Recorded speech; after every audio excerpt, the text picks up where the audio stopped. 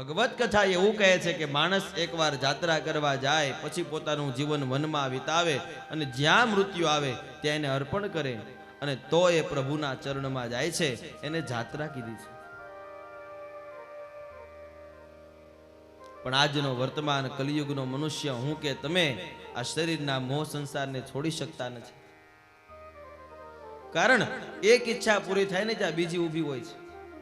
કોઈક જેવો મનુષ્યમાં હોય છે કે ભગવાન આટલું આપી દીધો પછી પૂરું, સંતોષ.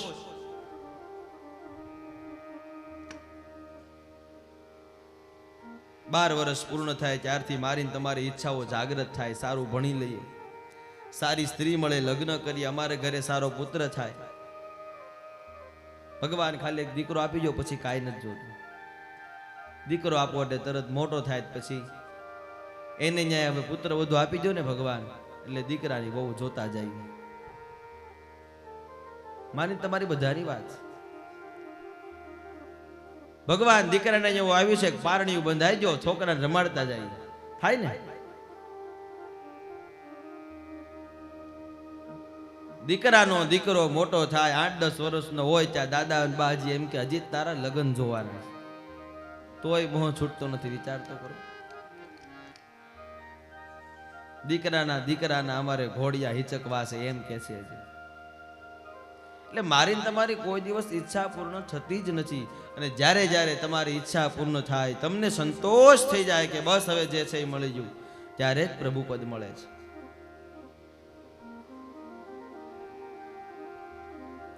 છેલ્લે છેલ્લે અંત સમય હોય, ભગવાનને ભજવાનો સમય હોય, ત્યારે પણ આપણે ભજી નથી શકતા.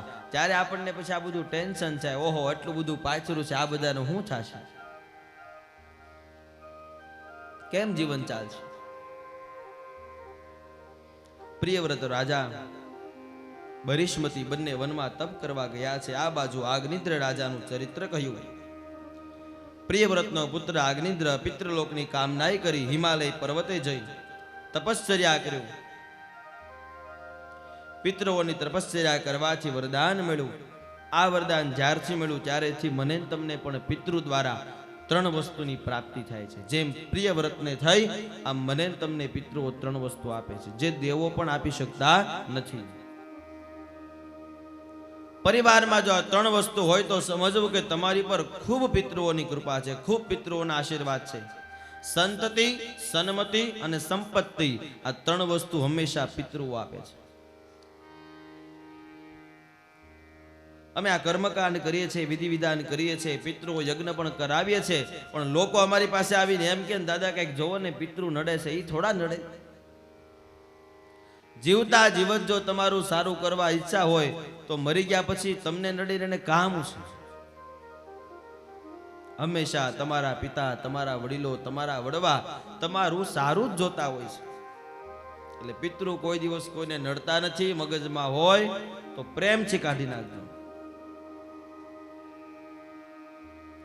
એને તમારી પાસેથી આશા હોય છે, કંઈક ઈચ્છા હોય છે કે અમારા સંતાનોને, અમારા પુત્રને કે એના પૌત્રોને જો કંઈક સારી સંપત્તિ મળી છે તો સતમાર્ગે વાપરે, સત્કર્મ કરે, સારા કર્મ કરે. અને તમે જો ન જવાની લાઈને જાવ ને તો તમારી કરતા વધારે તમારા પિતૃઓ દુખી થાય છે. મેં જ્યાંને આપ્યું ને આ સત્માર્ગે નથી જતું. અને જ્યારે પિતૃઓ દુખી થાય ને ત્યારે એના અંતરમાંથી, મેં કાલે કીધું ને કે અંતરમાંથી આશીર્વાદ નીકળે ઈ ફળે, અને અંતરમાંથી બદદુઆ નીકળે ને ઈ ફળે. જ્યારે તમારા પિતૃઓ દુખી થાય, અંદરથી ને દુઃખ લાગે કે અમારા દીકરાએ ન કરવાના કર્મ કર્યા છે, એ દુઃખથી તમે દુખી થાવ છો. અને પછી તમે એમ કહો છો કે અમને પિતૃ નડે છે.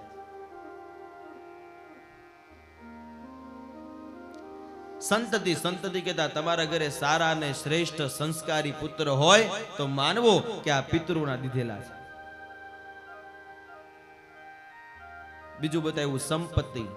તમારી ઘરે જો આર્થિક સંપત્તિ હોય, તમે જે ચાહો છો એ તમને મળ્યું હોય તો માનજો એ તમને પિતૃએ આપ્યું છે. અને આ કલિયુગની સાથે રહેવા માટે, પરિવાર સાથે રહેવા માટે ત્રીજી વસ્તુ પિતૃ જો આપતા હોય તો સન્મતિ. મતિ કહેતા બુદ્ધિ, સારા વિચાર. તમારો ઘર હોય, તમારો પરિવાર હોય, બધાની એક દ્રષ્ટિ થતી હોય, એક સમાનતા બધા સાથે રહી શકતા હોય, પરિવારમાં 5 જણા રહેતા હોય ને બધાનો મત એક છતો હોય તો માનવું કે આપણી પર પિતૃઓની કૃપા છે. મારી દ્રષ્ટિથી જોઉં તો હિરપરા પરિવાર પર પિતૃની કૃપા છે તો ભાઈ ભાઈ બાજુમાં બેઠા છે.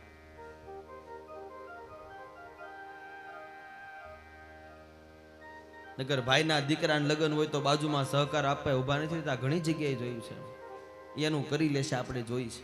પણ જ્યારે જ્યારે ભગવત કર્મ કરો અને તમે તમારો પરિવાર સાથે હોય તો સમજો કે પિતૃઓના ખૂબ આશીર્વાદ છે કે બાપ દીકરો ભાઈ બધા ભેગા છે ને એક આસને બેસી પ્રભુ ચર્ચા કરે છે. આનથી મોટી કૃપા ક્યાં હોય?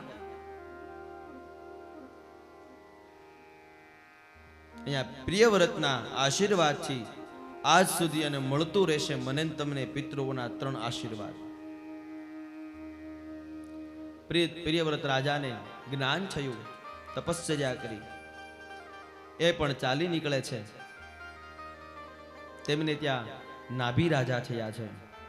નાભી રાજા સંતાન પ્રાપ્તિને માટે યજ્ઞ કરવા લાગ્યા છે. ધીમે ધીમે દિવસો વીતતા ગયા. મેરુ દેવી સાથે લગ્ન થયા છે. માતા મેરુ દેવી અને નાભી રાજા થકી ભગવાનનો અવતાર એવા ઋષભદેવજીનો જન્મ થયો છે. ઋષભદેવજીના જન્મ કથનની કથા બતાવી.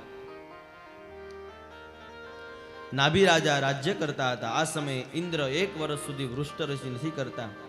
નાભી રાજાએ પોતાના પરાક્રમથી પુષ્પની વૃષ્ટિ કરી. ઇન્દ્રને ખબર પડી નાભી રાજાના પુત્રનો પટ્ટાભિષેક થયો. આ જોઈ ઇન્દ્ર ત્યાં પધારે છે. ઇન્દ્રએ પોતાની સુલક્ષણી જયંતી સાથે ઋષભદેવના લગ્ન કર્યા છે. જયંતી અને ઋષભદેવ દ્વારા શતપુત્રની પ્રાપ્તિ થઈ. ઋષભદેવે દરેક પ્રજાને મોક્ષનો માર્ગ બતાવ્યો, પરમહંસનો માર્ગ બતાવ્યો. મોક્ષ ધર્મ શું છે? મોક્ષ ધર્મ શું છે? પરમહંસ પદને કેમ પામવું? મોટા મોટા યોગી બને છે છતાં પણ પરમહંસ પદને પામી શકતા નથી. ઋષભદેવ મહારાજે આ કથા શ્લોકની અંદર વર્ણવી છે. પોતાની પ્રજાને ભાગવતજીમાં પણ શ્લોક બતાવ્યો છે. ઋષભદેવજી મોક્ષ ધર્મ અને પરમહંસી દીક્ષાને શ્લોકની અંદર બતાવે છે. વંદે મહાપુરુષ તે ચરણારવિંદ. મહાપુરુષની જેને પદવી મળી એવા ઋષભદેવજી મહારાજ સમગ્ર પ્રજાને જ્ઞાનનો ઉપદેશ કર્યો. સંસારમાં કેમ રહેવું, પરિવારમાં કેમ રહેવું, જગત કલ્યાણ થાય કેવા કર્મ કરવા, દરેક વાત કહી. ઋષભદેવ તેમના જ્યેષ્ઠ પુત્ર મોટા પુત્ર ભરતજીને રાજગાદી સોંપી અને વનમાં જઈ અને પ્રભુ ભજન કરવા લાગ્યા છે. ઋષભદેવ વનમાં જઈ પણ તપ કરે છે. જ્ઞાનીજનો મળે ને ચર્ચા કહે છે કે આ જીવન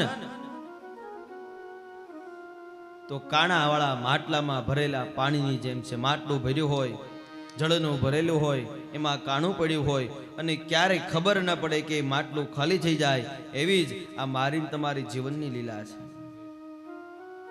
જો જોતામાં આપણે વિચારીએ છીએ કે હજી તો આપણે નાના છીએ, હજી આપણે નાના છીએ, હજી ઘણું બાકી છે.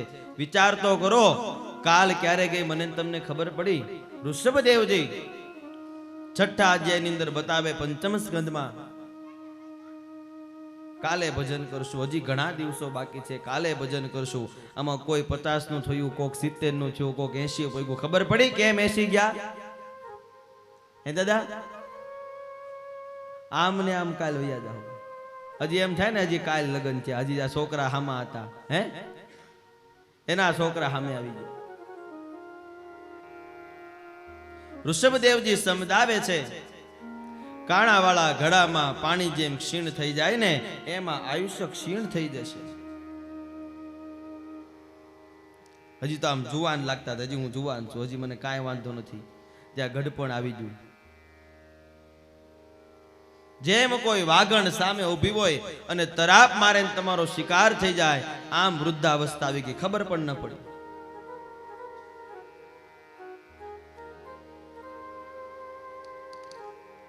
હજી તો ગણીએ છીએ કે આજ મારો જન્મદિવસ છે, હજી મારા 25 પૂરા છે, મારા 27 પૂરા છે. આમનામ આપણે આખા પૂરા થઈ જાવ તોય ખબર નહીં પડે. એમ ઋષભદેવજી સમજાવે છે, જો તમને સમય મળ્યો છે, જો તમને શક્તિ મળી છે, આ મનુષ્ય દેહ મળ્યો છે, એમાંય મોટી વાત છે ભગવાનને આપણને સ્વસ્થ શરીર આપ્યું છે. તો આ કથા સાંભળવા કેટલી વસ્તુ જોઈ ખબર છે? તમારી આગળ કેટલી શક્તિ છે જ્યારે તમે બેઠા છો, અને મને કંઈક ભગવાને શક્તિ આપી તો હું બોલી શકું છું. માણસના જીવનમાં પ્રભુના ભજનને માટે તન મન ધન ત્રણેય વસ્તુની ખૂબ જરૂર છે. તન કહેતા તમારું શરીર, જો તમારા શરીરની અંદર કાંઈક વાંધો હોય તો તમે આ કથાને ન સાંભળી શકો. આંખ કદાચ જોઈ ન શકતી હોય, કાન કદાચ સાંભળી ન શકતા હોય, પગ બેસી ન શકતા હોય, તો શું કામની આ કથા, શું કામનું આ શરીર? મનની વાત તો આપણે કાલ જોઈ ગયા છે. માટે ઋષભદેવજી વનની અંદર પણ બધાને ખૂબ સમજાવે કે ભગવાનનું જ્યારે સમય મળે ત્યારે ભજન કરી લેજો. ક્યારે વૃદ્ધા આવી પડશે, ક્યારે ભગવાન લેવા આવશે, કાંઈ ખબર નહીં પડે. કાલ કરશું, કાલ કરશું, કાલ કરશું, દિવસો વીતી જાય છે, માણસ પોતાનું સત્કર્મ નથી કરી શકતો. ઘણા બધા કહે છે, દાદા તમારી કથા સાંભળીને અમને બહુ મજા આવી છે, હવે છે ને મહિના 2 મહિના જાય ને પછી અમે મંદિરે જવાનું શરૂ કરશું. તો મહિના 2 મહિના હજી શું કરવું છે? આજ સાંભળે છે, આજ લઈ લો.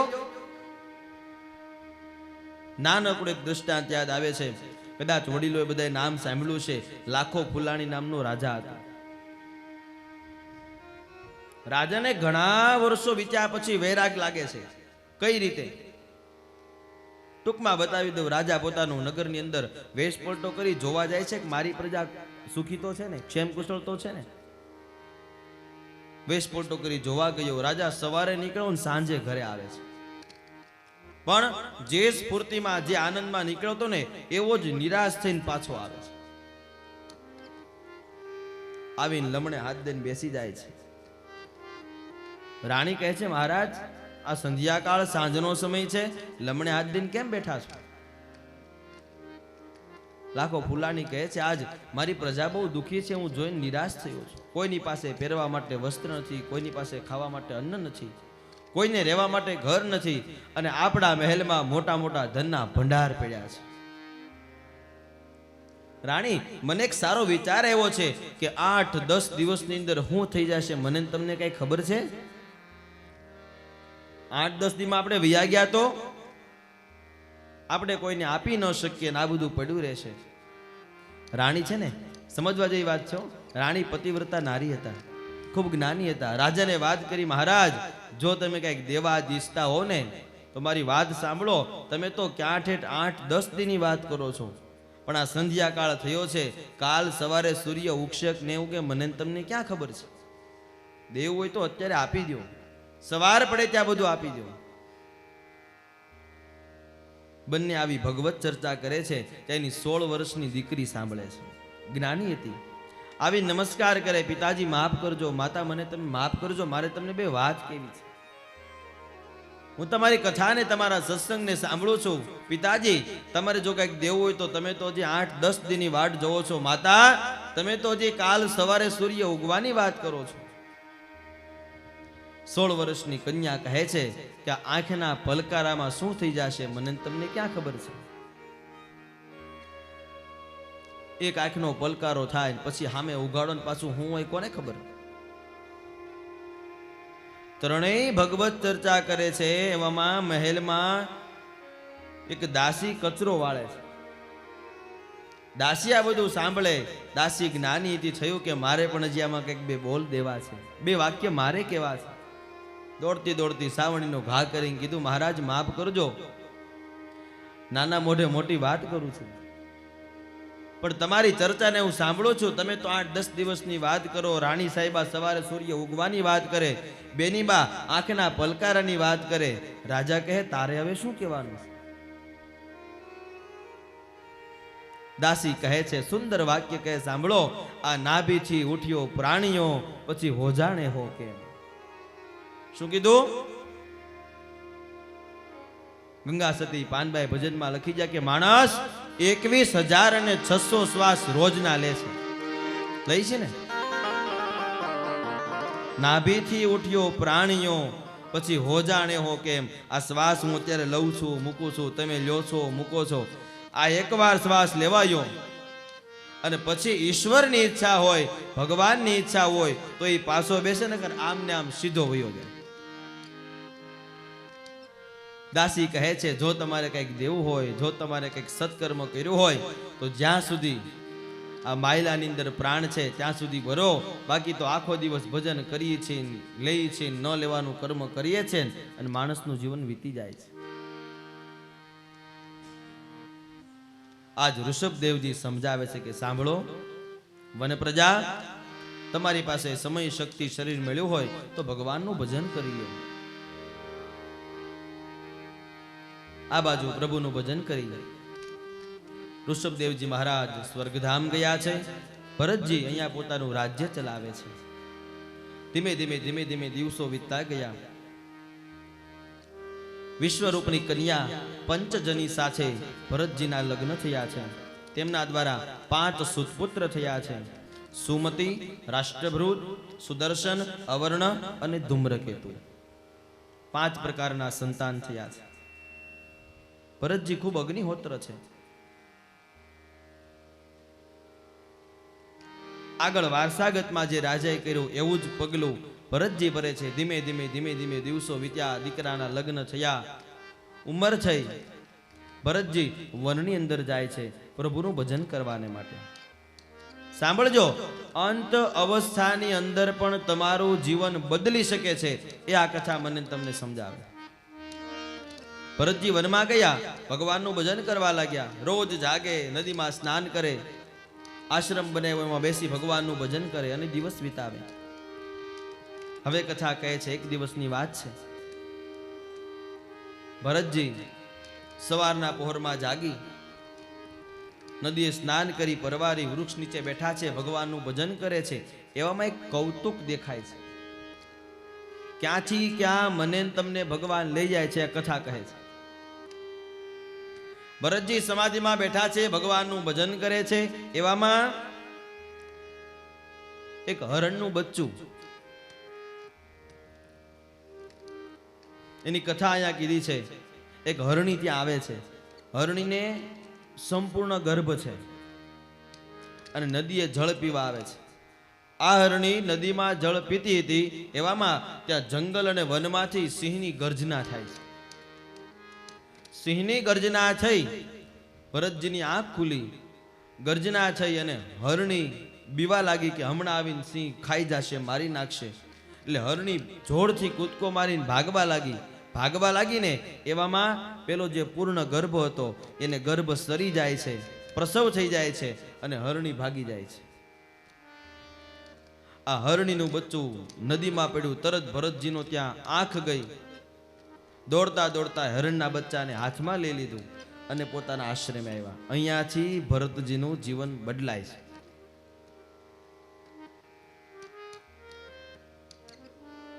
હરણનું બચ્ચું ખૂબ સુંદર હતું. બીજું કોઈ તો ભરતજી સાથે હતું નહીં.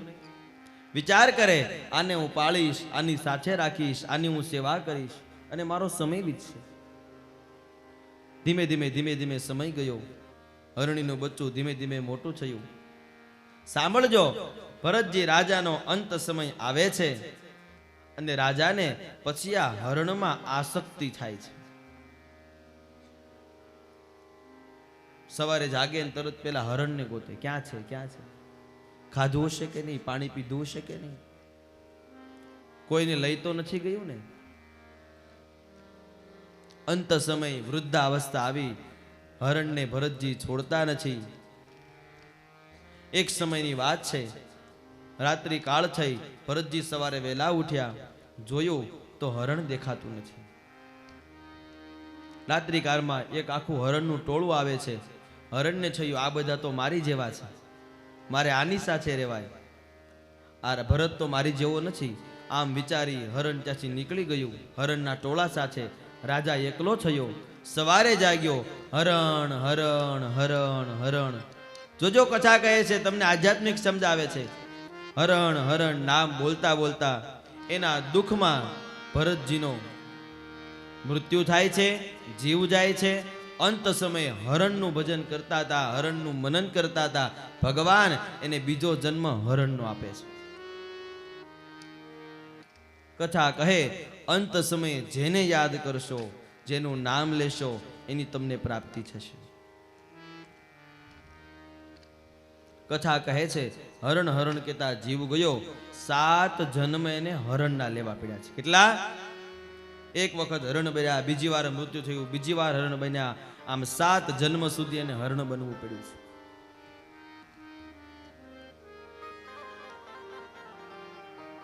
આઠમો જન્મ ફરી વખત બ્રહ્મકુળમાં થાય છે. અગ્નિહોત્ર બ્રાહ્મણના ઘરે જન્મ થયો. ત્યાં પણ ભરતજી તરીકે ઉત્પન્ન થયા. પણ 7 જન્મના હરણના જન્મ લીધા હતા. એટલે એને ભાન આવી ગયું હતું કે હવે મેં આ જન્મ લીધો છે, આની પહેલા પણ મને ભરત તરીકે જન્મ મળ્યો હતો. મને હરણમાં આસક્તિ થઈ, 7 જન્મ મારે દુઃખી થવું પડ્યું, પશુઓનીમાં રહેવું પડ્યું, અને પાછો મને મનુષ્ય જન્મ મળ્યો છે. એટલે હવે આ જન્મ મારે સાર્થક કરવાનો છે. મને તમને પણ ઘણા જન્મ મળ્યા છે, હું પણ તમે ઘણી પશુઓનીમાં ગયા છું, અને પાછો ભગવાને કૃપાથી આ મનુષ્ય જન્મ મળ્યો છે. એટલે કે આ જન્મને સાર્થક કરી લેજો.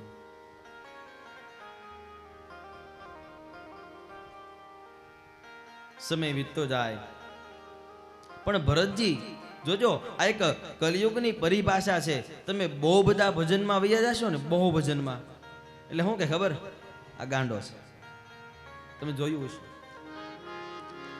બહુ બધાને નમન કરો, બહુ જ્યાં તમને ભગવાન દેખાય ત્યાં તમે દંડવત નમસ્કાર કરો, બધા પ્રત્યે સંભાવ રાખો.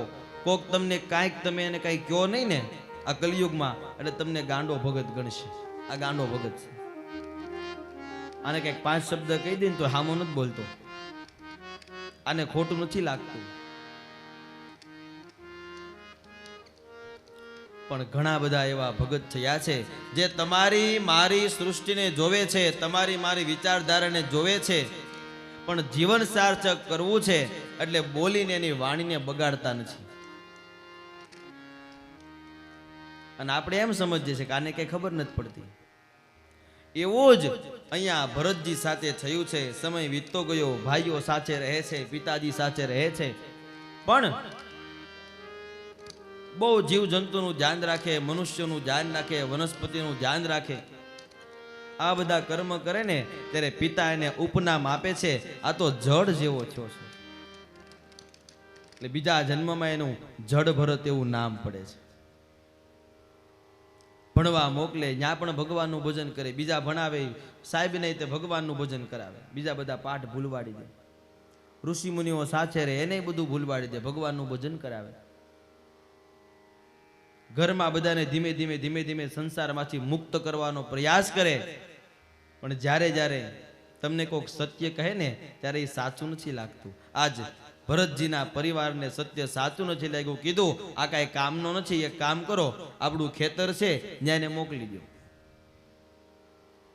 તારે કાંઈ કરવાનું નથી, તને 2 ટાઈમનું જમવાનું ત્યાં મળી જશે. ખેતરે કોઈ પક્ષી આવે, પ્રાણી આવે, ચકલા આવે, આપણું અનાજ ખાઈ ન જાય એનું ધ્યાન રાખજે ને બધાને ઉડાડજે.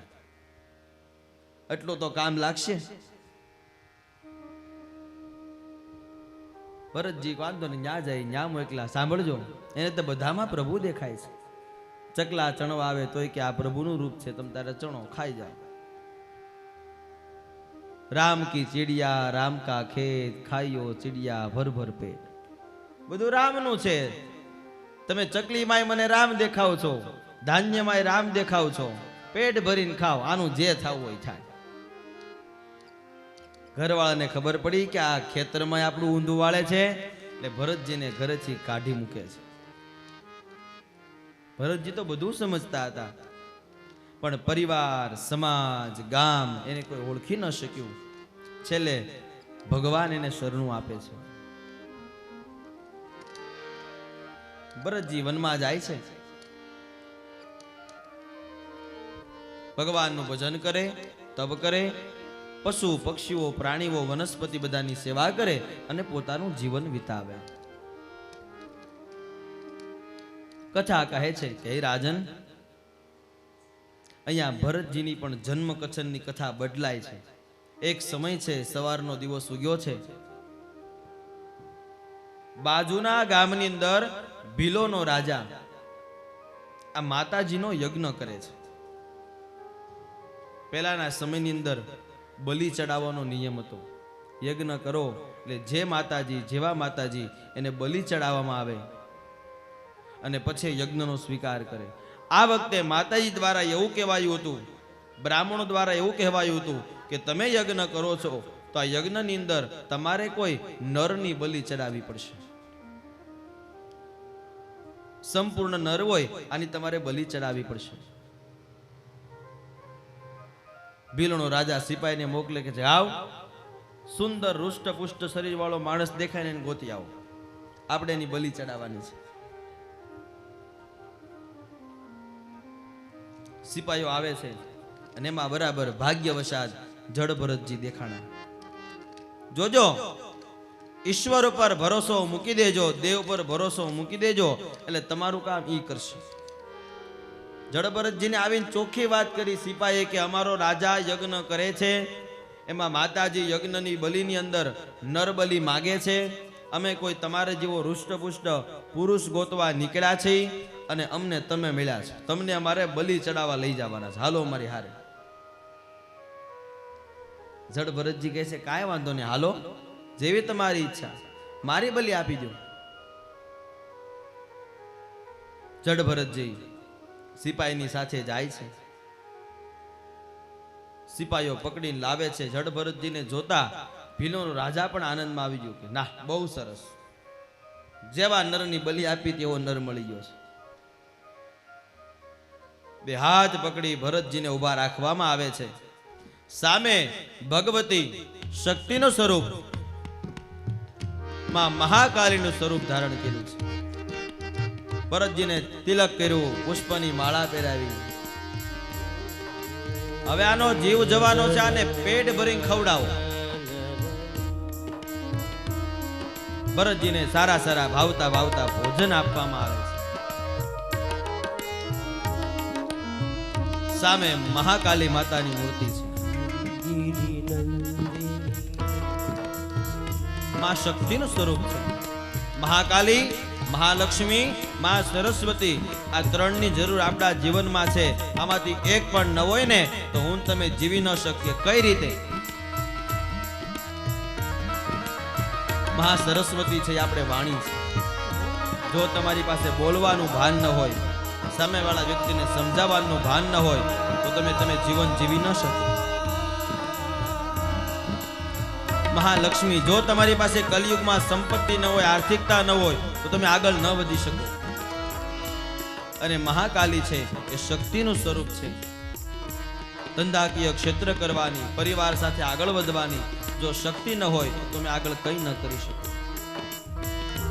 આ ત્રણ તત્વ ભેગા થાય છે, આ દેવીનું સ્વરૂપ છે.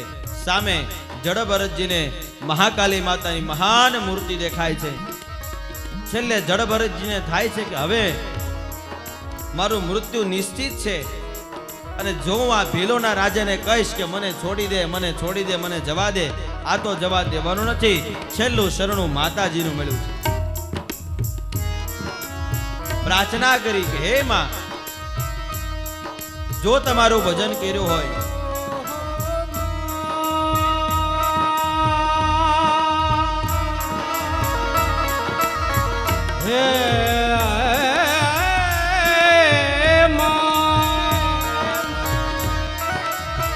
જો તમને યાદ કર્યા હોય, તમારું ભજન કર્યું હોય તો આજ હું તમને બે હાથ જોડી કરબદ્ધ પ્રાર્થના કરું છું, કરબદ્ધ સ્તુતિ કરું છું. उठी अमर में कस कमर में तू समर में चारणी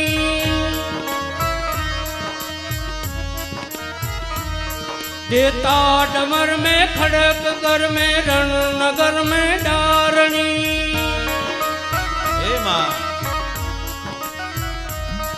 होते हमन में नहीं डर में वगरोन में तड़ी खड़े सोनल समझ व्योम गढ़ खबर गढ़ खड़ी खड़े ओ हो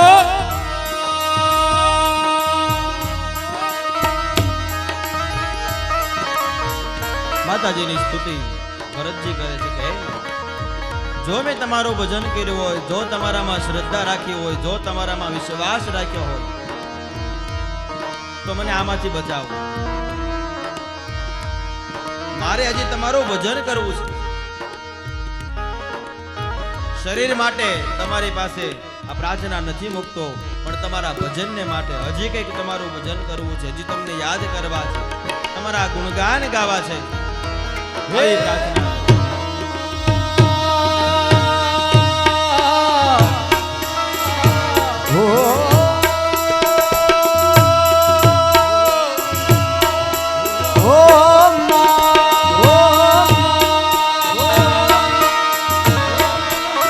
મારી આકાશ પાતાળ તું ધર અંબર નાગ સુરાનર પાઈન દિગપાળ દિગંબર યા ઢીડું સાત હિસાયર તેણ સમે નવનાથ નર 64 નારી હાથ પસારી તે મહાર રવરાઈ રવેચી જગ પ્રવેશી વકળ વેશી ઈશ્વરી હે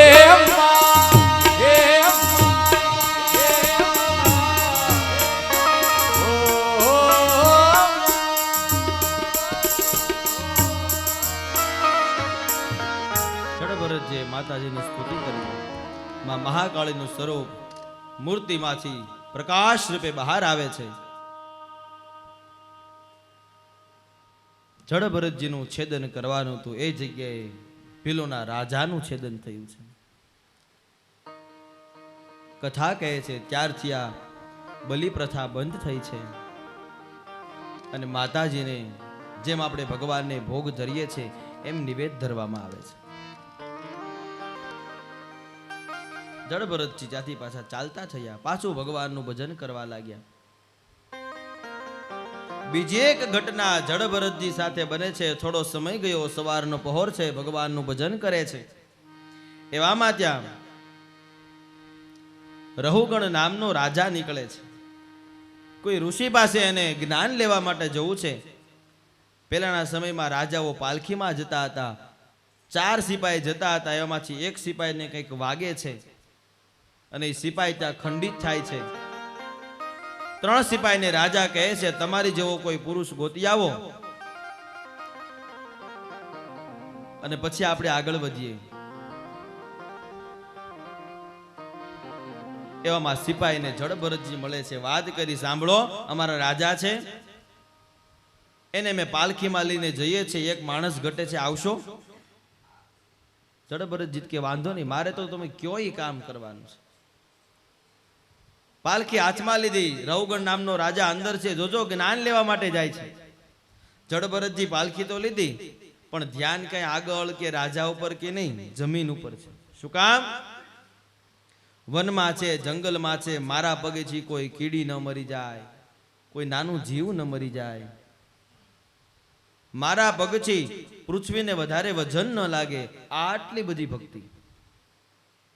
ભૂલે છે કે હાલતા હોય ને કીડી કે મકડો દેખાય એટલે ઠેકડો મારે.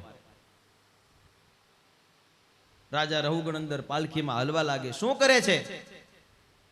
બરાબર ચાલતા નથી આવડતું.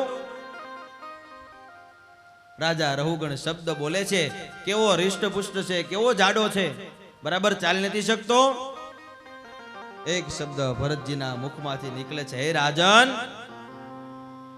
જાડું પતલું આ બધું તો દેહના ધર્મ છે, તને મારું શરીર દેખાય છે?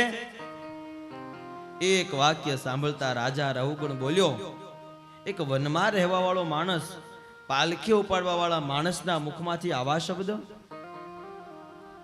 દાદા પટલા ગોરા કાળા આ બધા તો દેહના શરીરના ધર્મ છે. માણસને ઓળખવો હોય તો એના મનથી ઓળખો. રહુગણ કહે છે કે અહીં જવું નથી, પાલખી ઊભી રાખી દો, જ્ઞાન તો અહીંયા જ મળે એમ છે. જ્યાં મળે ત્યાં લઈ લેવું, વાટ ન જોવી કોલા પણ જાવું, ત્યાં જ જ્ઞાન મળશે. વનની અંદર જ સભા ભરાય છે. જડ ભરતજી કહે છે, સાંભળ રાજન, તને જ્ઞાન આપો. શરીર છે એક માણસના દેહ ધર્મને માટે ભગવાને બનાવેલું એક પૂતળું છે. આ તો મને ને તમને ભગવાને શરીરમાં સારી ચામડી આપી છે, એટલે હું તમે થોડા સારા વધારે સારા દેખાઈએ છે. આપણી માનુષી વૃત્તિને કારણે આપણે બધા કપડા પહેરવા પડે છે.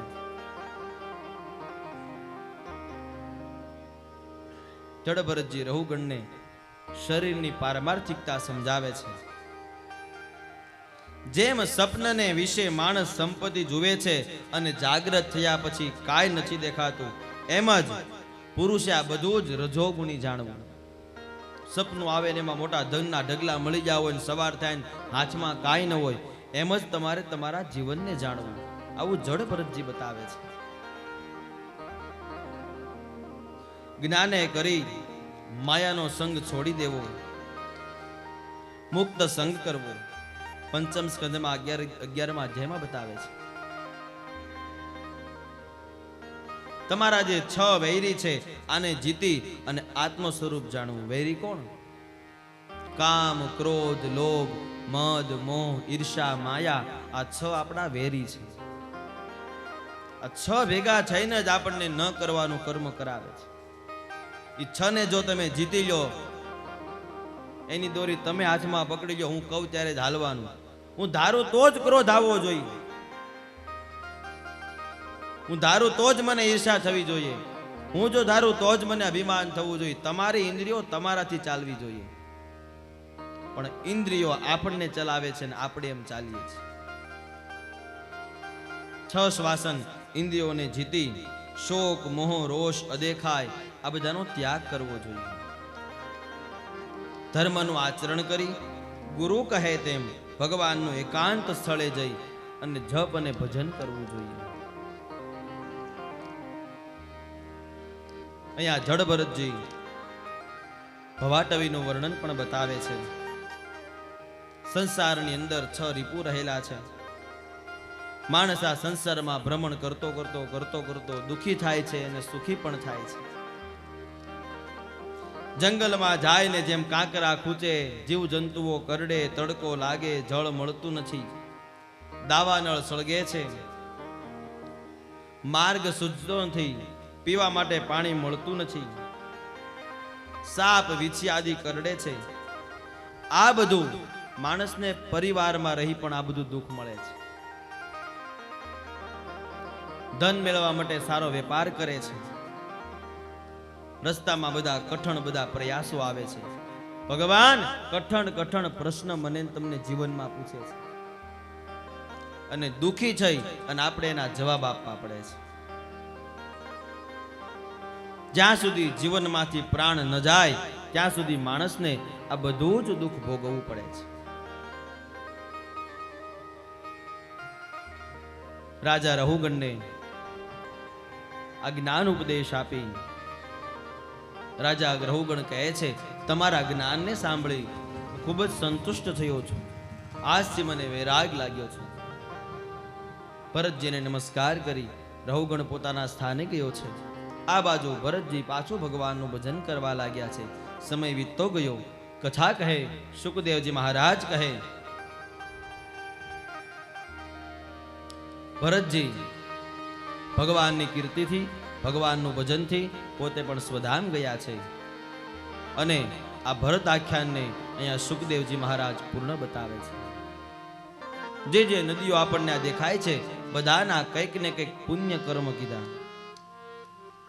ભાગવતજી લખે, વિષ્ણુ પુરાણ લખે, ગંગા સ્નાનાત મુક્તિ, યમુના પાનાત મુક્તિ, નર્મદા દર્શનાત મુક્તિ, તાપી સ્મરણાત મુક્તિ. આ 4 નદી અતિ પવિત્ર કીધી. ગંગાજીમાં સ્નાન કરો તો પાપમાંથી મુક્ત થવાય છે. યમુના પાનાત મુક્તિ, યમુનાજીનું પાન કે આચમન કરવાથી માણસ પોતાના જીવનના પાપમાંથી મુક્ત થાય છે. નર્મદા દર્શનાત મુક્તિ. નર્મદાજીમાં સ્નાન ન કરો તો ચાલે, પાન ન કરો તો ચાલે, ત્યાં જઈ એમના દર્શન કરવામાં આવે તો માણસ પાપમાંથી મુક્ત થાય છે. છેલ્લું બતાવ્યું તાપી સ્મરણાત મુક્તિ. તાપી પુરાણમાં લખેલું છે તાપી સ્મરણાત મુક્તિ. તાપી માતાનું આય બેઠા બેઠા પણ સ્મરણ કરો તો માણસ જન્મો જન્મના પાપમાંથી મુક્ત થઈ જાય છે.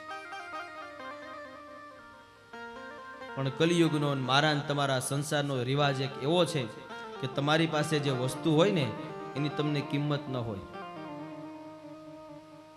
અમે સુરત વાળા બધા નર્મદાજીએ જાય છીએ, હરિદ્વાર જાય છીએ, કાશી જાય, યમુના નદી જાય. આમાં સુરતમાં રહ્યો છું ને કેટલા તાપી નદીએ નાવા જાય કયો? હે, જે વસ્તુ તમારા આંગણે હોય, તમારા ઘરમાં હોય, એની તમને કિંમત ન હોય અને તમે બાર ફાફા મારો છો. તાપી સ્મરણાત મુક્તિ. તાપી પુરાણનો શ્લોક છે મંગલાચરણનો. તપત્યામ રવિવારે ચ સ્નાનમ કુર્વંતિ યે નરા ન તેષા પુનરાવૃત્તિ કલ્પકોટી શતેરપી. તાપી નદીની અંદર સાંભળી લેજો, જો જોવું હોય તો ક્યારેક. તાપી નદીની અંદર રવિવારના દિવસે મધ્યાહન કાળે જે વ્યક્તિ સ્નાન કરે છે, તપત્યામ રવિવારે ચ સ્નાનમ કુર્વંતિ નરા ન તેષા પુનરાવૃત્તિ. પુનરાવૃત્તિ કહેતા જો આવી રીતે જો સ્નાન કરે ને તો બીજી વાર એને મનુષ્ય જન્મ લેવો પડતો નથી. કલ્પકોટી, કોટી કહેતા કરોડ, કરોડ કરોડ કલ્પ વયા જાય ને તો પણ એને મનુષ્ય જન્મ લેવો પડતો નથી. આટલું પુણ્ય બતાવ્યું છે. બધી નદીનું ખૂબ મહત્વ, પણ ધર્મશાસ્ત્ર, દરેક શાસ્ત્ર ગંગાજીનું મહત્વ એટલા માટે વધારે બતાવે કે ગંગા તટ પર જઈ આવી બધી બહુ કથાઓ થઈ છે, બહુ ઋષિ મુનિઓએ તપ કર્યા છે, એના અનુસંધાનથી ગંગાજીનું પૂર્ણ મહત્વ છે. આગળ કથા કહે, નરકોનું વર્ણન છેલ્લા 20મા અધ્યાયની અંદર બતાવે છે. પંચમ સ્કંદનો 20મો અધ્યાય નરકોનું વર્ણન કહે છે. માણસ જેવા કર્મ કરે છે એવા નરકની અંદર એને જવું પડે છે.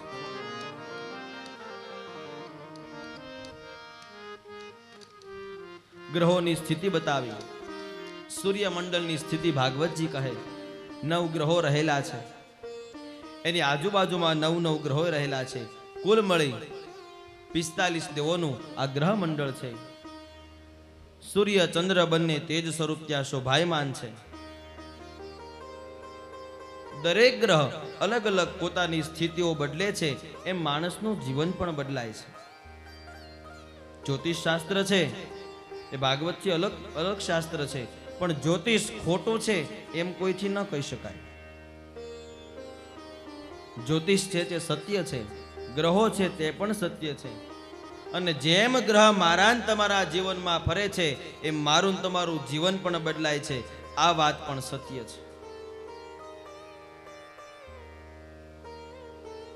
નરકોનું વર્ણન કહ્યું. ચિત્રગુપ્ત પાપ અને પુણ્યનો હિસાબ કરે છે અને પછી ત્યાં દેવો દ્વારા, યમ પુરુષ દ્વારા, યુધિષ્ઠિર મહારાજ દ્વારા, ધર્મરાજ દ્વારા ત્યાં આજ્ઞા થાય છે કે આવનાર પુરુષે કે સ્ત્રીએ આટલા પાપ પુણ્ય કર્યા છે એને આ પ્રકારનું પુણ્ય આપો, આ પ્રકારનું સ્વર્ગ આપો અથવા આ પ્રકારનું નરક આપો.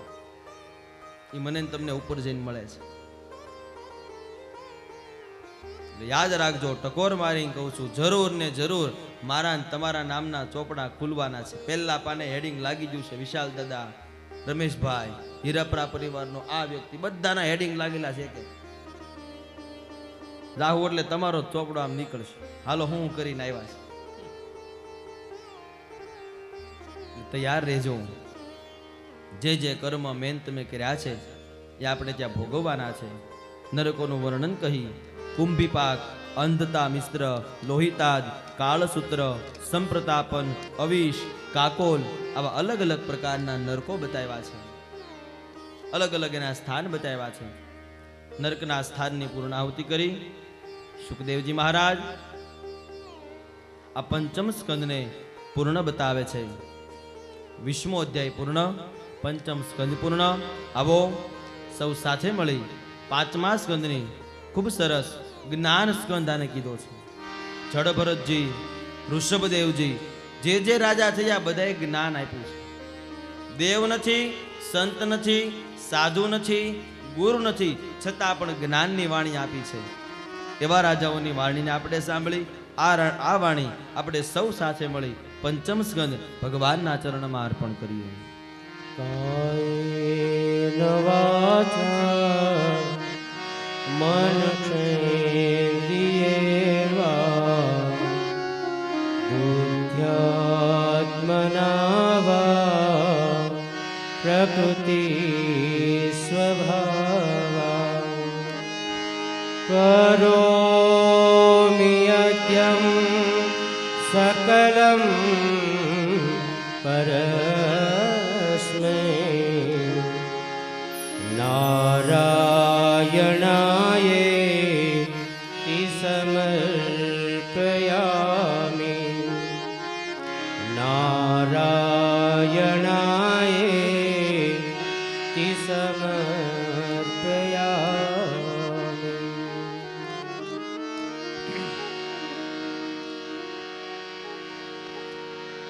પંચમ સ્કંદ ભગવાનના ચરણોમાં અર્પણ.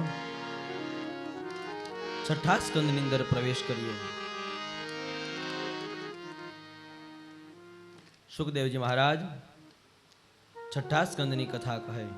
પ્રથમ શ્લોક રાજા પ્રશ્ન કરે છે, સુખદેવજીને પૂછે છે, હરિયો નિવૃત્તે માર્ગ કથિતો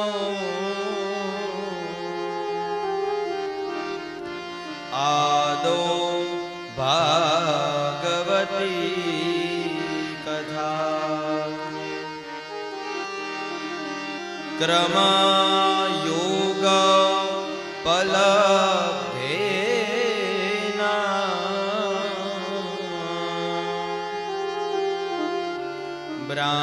બ્રાહ્મણા યદ સંસ્રુતિ બ્રાહ્મણા યદ સંસ્રુતિ.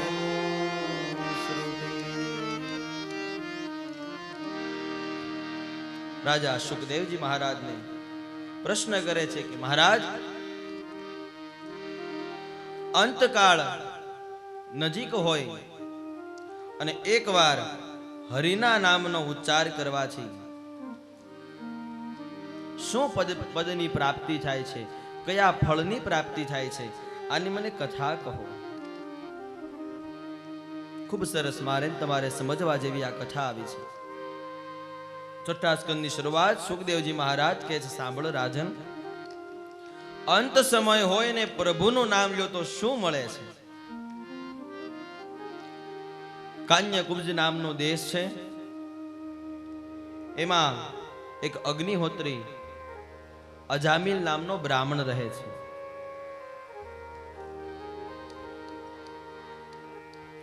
અજામિલ નામનો બ્રાહ્મણ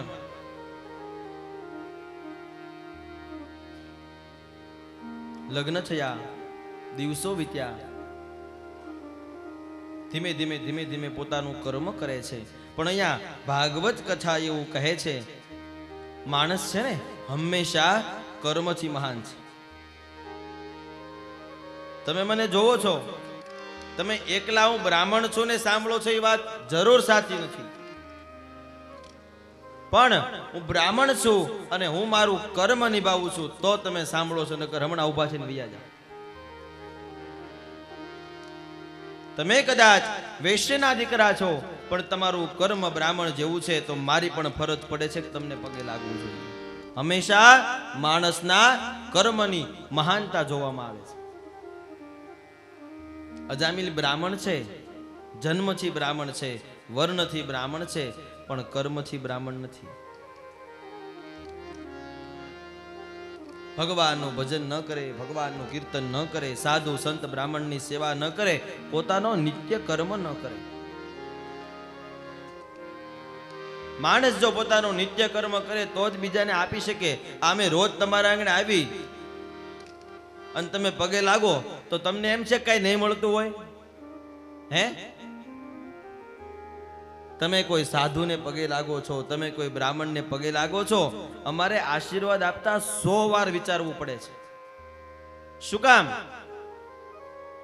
રોજ સવારે જાગીને જે અમારો નિત્ય કર્મ સેવા પૂજા કરીએ અને જે પુણ્ય કમાણા હોય ને એમાંથી કાઢીને તમને આપવાનું છે. એક વખત બ્રાહ્મણનો દીકરો એમ બોલે તથાસ્તુ સુખી થાવ એટલે અહીંયા જે કાંઈ પડ્યું હોય નીકળીને એ બેલેન્સ તમારામાં આવી જાય છે. અને તમને આપવા માટે, અમારા આશીર્વાદને સફળ કરવા માટે અમારે અમારું કર્મ કરવું પડે છે. કુવામાં જ ન હોય તો હવેડામાં જાવા કેમ દેવું? એમ પેલા અમારે પુણ્ય ભેગું કરવું પડે છે, ત્યારે ભગવાન રૂપી આશીર્વાદ રૂપી તમને અર્પણ થાય છે. એમ તમે કોઈ સાધુ સંતના આશીર્વાદ લો છો, રોજ ઈ ભગવાનના ભજન કરે છે, રોજ માળા કરે ને એનું પુણ્ય તમને આપી દે છે. એ માણસે પોતાનું કર્મ જરૂર કરવું પડે છે. અજામિલ નામનો બ્રાહ્મણ પોતાનું કર્મ નથી કરતો. પત્ની ખૂબ પતિવ્રતા નારી છે. હંમેશા નિયમ છે બે પૈડા સરખા ન હોય, અને હોય તો બે ડૂબી જાય ને, એકાદાને તારવા માટે ભગવાન મોકલે જ છે આપણી હારે. જો કદાચ આપણે રસ્તો ભૂલી ગયા તો આપણને રસ્તો પાછા આપવા માટેનો સંગ ભગવાન જ આપે છે. ઘણા બધા આપણને જીવનમાં અનુભવ થયા છે ને, પછી એમ આપણે રાજી રહેવું પડે છે. અત્યારે બહુ સારી વ્યવસ્થા થઈ ગઈ છે. મારા થી લઈ આગળની બધા જન્મને લગ્ન કરવા હોય તો કંઈક છોકરી જોવા જવાનું બધું થાય છે. આ બધા વડીલો ને દાદા ને બધા તો આવ્યા તે ખબર પડી ને શું છે એમ. છતાં પણ પ્રભુ કૃપાથી તમે વિશ્વાસ રાખ્યો છે, શ્રદ્ધા રાખી છે, અને તમે આટલા વર્ષે પોતપોતાનું જીવન સાથે વિતાવી નીકળી ગયા છો. અહીં 10 વાર જોઈ છે. અત્યારે તો નિયમ આવ્યો છે, જોવા જાવ પછી 10 દિવસ હારે એને બેને ફેરવવાના. યજમાનો પાસે સાંભળી છે. અને જો બેયના મન મળે તો આગળ વધવાનું, અને 1.5 મહિને પાછું ત્યાં છૂટું થઈ ગયું. આ ક્યાંનો ન્યાય છે? હિન્દુ શાસ્ત્રમાં ન હોવું જોઈએ, પણ કલિયુગ એનું કર્મ કરે છે અને મનુષ્ય એનું કર્મ કરે છે. જ્યારે તમારું કર્મ, તમારું પ્રારબ્ધ, તમારું નસીબ પ્રભુ ઉપર છોડી દો એટલે તમે પાર થઈ જાવ છો. અજામિલ ભગવાનનું ભજન ન કરે, બીજી બાજુ એની સ્ત્રી ભગવાનનું ખૂબ ભજન કરે. સાધુ સંત બ્રાહ્મણ આવે એનો સત્કાર કરે, જમાડે, ભજન કરે. એક દિવસની વાત છે, કથા એવું કહે છે, અજામિલના ગામની અંદર સાધુ સંતો ભગવાનનું ભજન કરતા કરતા, યાત્રા કરતા કરતા નીકળે છે. મધ્યાહન બપોરનો સમય થયો છે. નક્કી કર્યું કે ગામમાં કોઈ પવિત્ર બ્રાહ્મણનું ઘર હોય તો આપણે ત્યાં પ્રસાદ દઈએ, ભગવાનનું ભજન કરીએ અને પાછા આગળ નીકળીએ. ગામનો ચોરો આવ્યો. ગામના ચોરે 5-7 જણા બેઠા હતા. પ્રશ્ન કર્યો સંતોએ, સાંભળો ભાઈ, આ ગામમાં કોઈ પવિત્ર બ્રાહ્મણ રહેતા હોય તો અમને એનું ઘર બતાવો, જે અમારી સેવા પૂજા કરી શકે, અમને પ્રસાદ આપી શકે. અમારે એના આંગણે જવું છે. એક ભાઈ બેઠા હતા, એને સરનામું આપ્યું. જોજો, ગામનો ચોરો છે ને એ વસ્તુ છે, ત્યાં બધા હરખા નો બેઠા હોય. 5 હારા ને 5 નરહા 2 પ્રકારના બેઠા હોય. ગામ છે તમને ખબર છે, અને જેવા જેના ભાઈ એને એવા ઈ મળે છે. સંતોને સરનામું દીધું કે હા, અમારા ગામમાં અજામિલ નામનો બ્રાહ્મણ છે, બહુ જ્ઞાની છે, અને તમારે જેવા સાધુ સંતો ભાળે ત્યાં તો મરી પડે છે. જાઓ તમારો બહુ સત્કાર થાય. અને અહીં ભૂલે ચૂકે સંતો આવે તો હોટાવાળી થતી હતી. પણ કીધું ને, પ્રભુ બધાનો છે. સંતો ગયા, ભગવાનની ઈચ્છાએ અજામિલ ઘરે નહોતો, એની સ્ત્રી હતી. સ્ત્રીએ બધાને સત્કાર આપ્યો. ટૂંકમાં કથા કહું, બધાને આગતા સ્વાગતા કરી, ભોજન જમ્યા. પ્રભુએ ત્યાં બધાને ત્યાં પ્રસાદ લીધો. જવાની તૈયારી કરે ત્યાં અજામિલની સ્ત્રી કહે છે, સાંભળો સંતો, સંન્યાસીઓ, સાધુઓ, મારે તમને એક વાત કેવી છે. મારા આંગણે થોડા દિવસ પહેલા એક દીકરાનો જન્મ થયો છે. હજી એનું નામ નથી પાડ્યું. મને તમારા બધામાં ખૂબ શ્રદ્ધા છે. તમે તમારા મુખે જ આનું નામ પાડતા જાઓ. હવે સાધુ સંતોના મુખે તો ભગવાનનું નામ હોય. કીધું જા દીકરી, જા બેટા, આજથી તારા દીકરાનું નામ નારાયણ રાખજે. કથા કહે નારાયણ નામ રાખ્યું. અજામિલની સ્ત્રી ખૂબ રાજી થઈ. દેવો ગયા, થોડો સમય વીત્યો. અજામિલ ઘરે આવ્યો. ખબર પડી કે ઘરે સાધુ સંતો આવ્યા હતા. ખીજાવા લાગ્યો, મારવા લાગ્યો. શું કામ જમાડ્યા, શું કામ સત્કાર કર્યો? સ્ત્રીને તો રોજનું હતું. સ્વામી માફ કરો, જે છું તે પણ સાંભળો, આપણા દીકરાનું નામ પાડી ગયા છે. શું નામ પાડ્યું ખબર છે? નારાયણ. હા બરાબર છે, એકવાર બોલો તો ખરી. હા બરાબર છે, મને યાદ રહી ગયું, નારાયણ.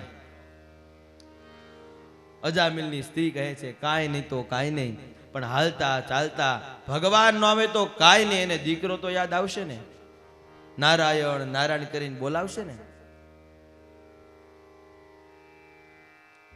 સંતો નારાયણ નામ પાડી ગયા. કથા કહે અજામિલની વૃદ્ધાવસ્થા આવે છે.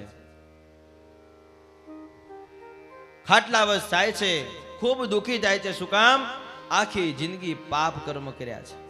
કર્મ બધાને ભોગવવું જ પડે છે. છેલ્લે એમ થાય છે કે હવે મારો જીવ જશે, હવે મારો જીવ જશે, હવે હું નહીં બચી શકું. એક વખત મારા દીકરાનું મુખ જોઈ લો અને સાંભળજો. જો તમે ભગવાનનું ભજન નથી કર્યું, ભગવાનને યાદ નથી કર્યા, તમે વિષયમાં જ નથી ગયા, તો છેલ્લે કઈ ભગવાન યાદ નહીં આવે. આ તો રોજ બોલ્યા હોય ને એકનું એક બોલતા હો ને તો ઊંઘમાં યાદ આવે અને સમય જતા યાદ આવે. નકર ઘણું ઘણાને યાદ આવ્યું જાતા જાતા. હવે આ મારી સંપત્તિનું શું થશે, મારા દીકરાનું શું થશે, મારી આ 50 વીઘા જમીનનું શું થશે, ઓલા કબાટમાં આમનામ પૈસા પડ્યા શું થશે, એ વિચાર કરતા કરતા જીવ જાય અને કોઈ દી મોક્ષ ન મળે. એટલે જો ભગવાનનું ભજન કર્યું છે ને ઈ જો યાદ આવી જશે. આજ અજામિલને ભગવાન તો યાદ આવ્યા જ નથી, પણ પુત્ર દેખાતો નથી એટલે બૂમ પાડે છે કે હે નારાયણ, હે નારાયણ, અહીંયા આવ, અહીંયા આવ. આમ કેતા કેતા એનો જીવ વયો ગયો. કથા કહે 6 સ્કંદનો 3જો અધ્યાય કહે કે કદાચ એનો દીકરો આવ્યો કે ન આવ્યો કઈ ખબર નહીં, પણ વૈકુંઠ લોકમાં છે, અક્ષર બ્રહ્મ છે, ભગવાન પોતેને લેવા માટે આવે છે. બે વાત થાય છે, યમના દૂતો પણ આવ્યા અને વૈકુંઠ લોકમાંથી ભગવાનના દૂતો પણ આવ્યા. યમ દૂતો કહે છે કે આને તો અમારે લઈ જવાનો છે, અમારો પાપી માણસ છે, ઘણા સમય આવો પાપી જીવ મળ્યો છે, આને તમારે સજા કરવાની છે. બીજી બાજુ ભગવાન પૂર્ણ પુરુષોત્તમના દૂત કહે છે નહીં, આને અંત સમયે અમને બોલાવ્યા છે, ભગવાનને બોલાવ્યા છે. જો ભગવાનને બોલાવો અને ભગવાન લેવા ન આવે તો એ પ્રભુપદ ન કહેવાય. અંતે યમના દૂતો ચાલ્યા જાય છે. ભગવાનના દૂતો અજામિલને વૈકુંઠમાં લઈ જાય છે. અંત સમય આવ્યો, વૈકુંઠ લોકમાં અજામિલ ગયો. ભગવાનને કીધું ભગવાન હું આ જગ્યાએ ક્યાં છી, મેં તો કેવા પાપ કર્યા છે, મને અહીં કેમ લાવ્યા? ત્યારે નાખી કથા કહે છે તે અંત સમય મારું નામ લીધું છે અને તને મારા ધામની પ્રાપ્તિ થઈ છે. માટે કથા કહે આ કલિયુગ રૂપી તમને એક વાક્ય સૂચના કહું, કદાચ તમારા ઘરે દીકરા દીકરીનો જન્મ થાય તો ભગવત રૂપી નામ પાડજો. જતા જતા ભગવાન યાદ ન આવે ને અને કદાચ દીકરા આવી જાય ને તો અજામિલની જેમ ભગવાન લેવા આવશે. અત્યારે કેવા કેવા નામ આવ્યા, વડીલોથી તો બોલાતાય નથી, પૂરું આવડતું નથી, એવા નામ પાડીને તમે બેહો છો.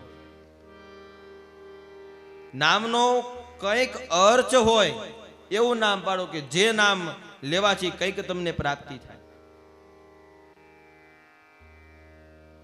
ઘણા ઘણા ફોન કરીને પૂછી દાદા નામ પાડવું છે એનો અર્થ હું? અમારી આ ડિક્શનરીમાં જેનો અર્થ ન હોય એવા તો નામ લઈને આવે.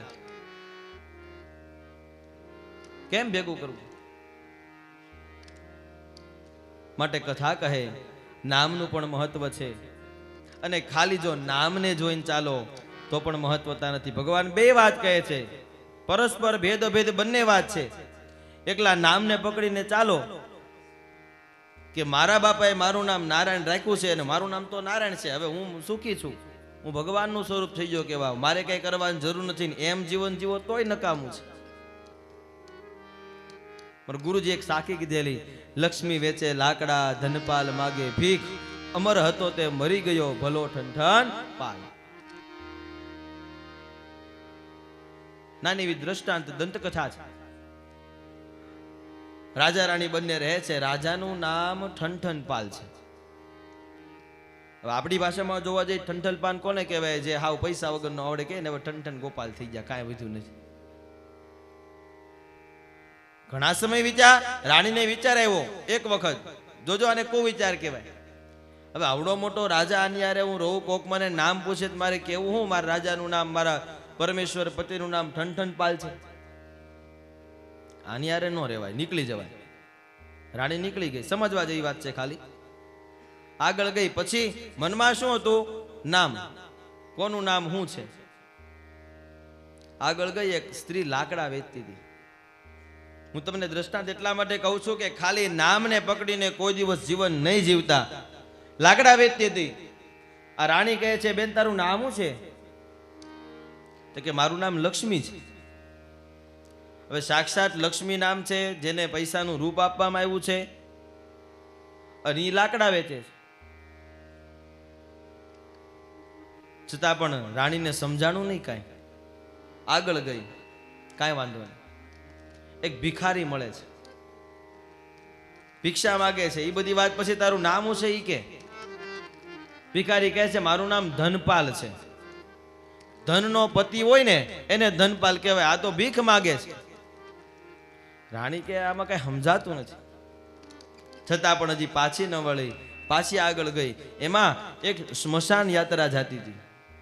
એક પુરુષનું મૃત્યુ થયું હતું.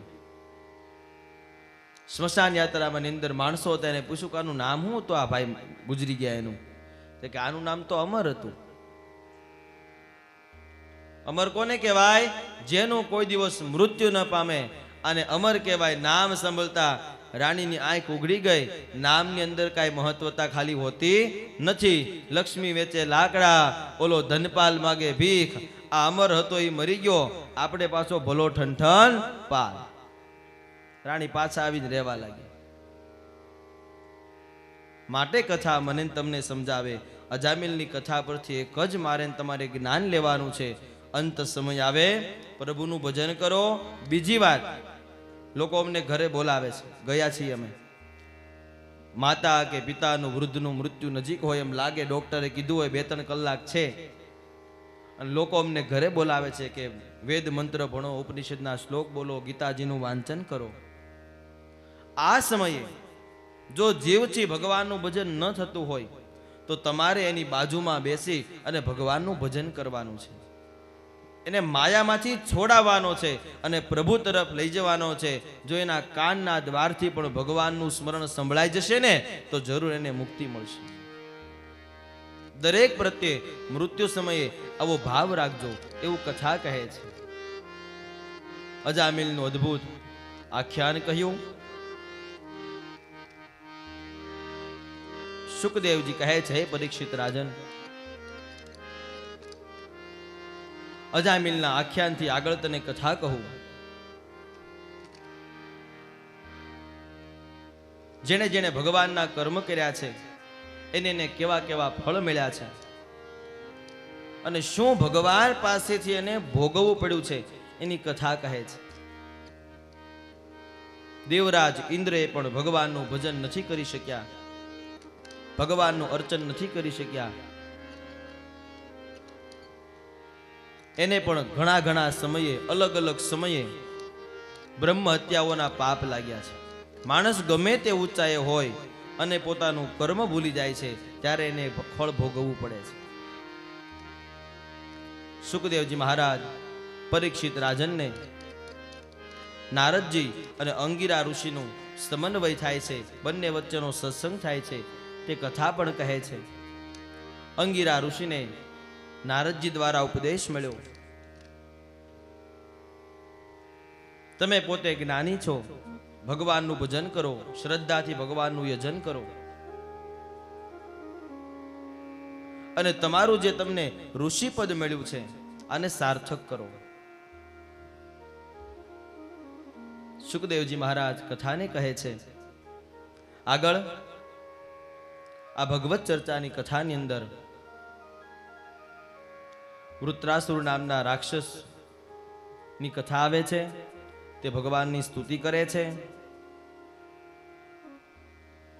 સાથે સાથે જય અને વિજયની જે બી આપણે કથા જોઈ હતી એમાં પેલો રાક્ષસ હિરણ્યાક્ષ હતો અને બીજો હિરણ્યકશિપુ હતો. હિરણ્યાક્ષની કથાને આપણે જોઈ ગયા છીએ. હિરણ્યકશિપુની કથા અહીંયા આવે છે,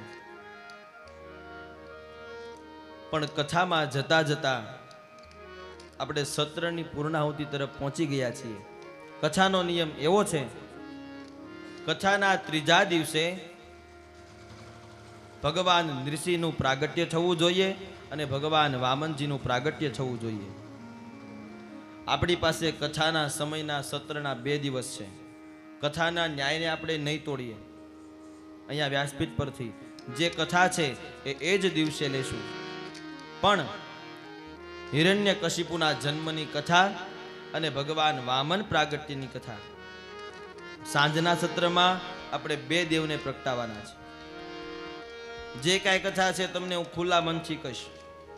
હિરણ્યકશિપુની કથા અત્યારના સત્રમાં આવે છે, પણ કથાની સાથે સાથે આપણે સમયની પૂર્ણાહુતિએ પહોંચ્યા છીએ એટલે મધ્યાહન પછીના સત્રમાં આપણે ભગવાન ઋષિનું પણ પ્રાગટ્ય કરશું અને ભગવાન વામનજીનું પણ પ્રાગટ્ય કરશું. 5મા સ્કંદથી લઈ 8મા સ્કંદ સુધીની કથાને આપણે સાંજના સત્રમાં સાંભળશું. આવો અત્યારના સત્રને આ ભગવત ચર્ચા અને અજામિલના આખ્યાનની સાથે સત્રને વિરામ તરફ જઈ લઈએ. 2 મિનિટ હરિનામ સંકીર્તન કરી અને આપણે સૌ છૂટા પડશું. સ્વામિનારાયણ સ્વામિનારાયણ સ્વામિનારાયણ સ્વામિનારાયણ સ્વામિનારાયણ સ્વામિનારાયણ સ્વામિ ભજન કરો. યણ સ્વામિનારાયણ સ્વામિનારાયણ સ્વામિનારાયણ સ્વામિનારાયણ સ્વામિનારાયણ સ્વામિનારાયણ સ્વામિનારાયણ સ્વામિનારાયણ સ્વામિનારાયણ સ્વામિનારાયણ સ્વામિનારાયણ સ્વામિનારાયણ સ્વામિનારાયણ સ્વામિનારાયણ સ્વામિનારાયણ સ્વામિનારાયણ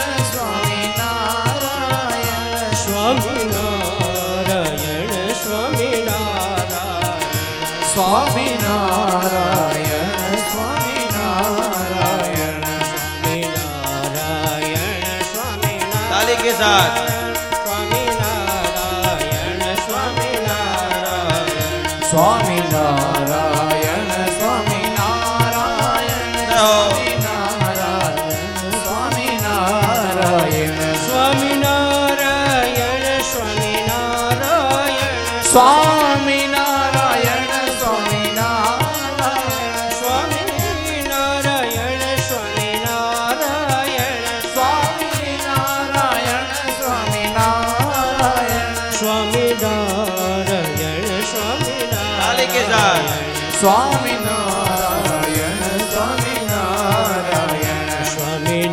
સ્વામિનારાયણ સ્વામિનારાયણ સ્વામિનારાયણ સ્વામિનારાયણ સ્વામિનારાયણ સ્વામિનારાયણ સ્વામિનારાયણ સ્વામિનારાયણ સ્વામિનારાયણ સ્વામિનારાયણ સ્વામિનારાયણ